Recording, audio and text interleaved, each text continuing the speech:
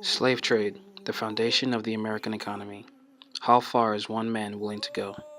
Hope Slater was a successful slave trader from Clinton, Georgia.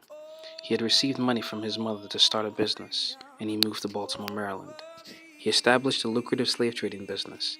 By 1838, Slater had built a large and extensive establishment and private jail for the whole purpose of holding enslaved people for sale to New Orleans' highest bidders. He achieved success by publishing several ads in local newspapers offering cash for Negroes. In these ads, Slater guaranteed slave owners would not be subject to high fees. Slater could hold people in his slave jail on the lowest possible terms at 20 cents per head a day and furnish them with plenty of goods and wholesome provisions. Slater considered himself to be a benevolent person. He struggled to justify his business during a time where many were advocating for social change. In 1841, Joseph Sturge, a British abolitionist, toured slaveholding facilities in the United States. Slater met with Sturge at his slave jail on 244 West Pratt Street in Baltimore.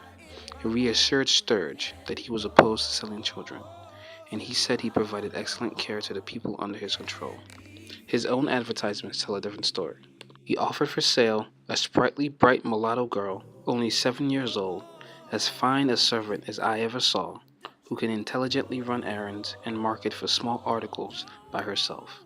On April 21, 1848, Slater participated in the capture of runaways associated with the Pearl Incident.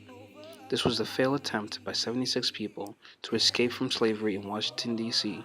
during the spring of that year. John Slingerland, a congressman from Albany, New York, saw Slater and witnessed a cordial chat between the slave trader and Henry Slicer, a local religious leader. The men were chatting in the railroad car, apparently indifferent to the suffering around them. Slingerland was horrified. A seemingly respectable businessman, a man of God, he vowed to end slave trade in Washington, D.C. Slingerland published a scathing letter pointing the shameful hypocrisy displayed by the spectacle. The Senate chaplain was shaking hands with a slave trader, he wrote, while slaves bade tearful farewells to friends and family from whom they would be forever severed. Not much is known about Slater's whereabouts immediately after the incident, but he left Baltimore and moved to Alabama in July 1848. He died there in 1853. Was Slater's business impacted by the scandal emanating from Slingerland's letter? Was he no longer able to justify his success in the face of pressure from politicians and abolitionists?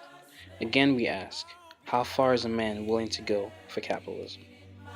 I'm going home to my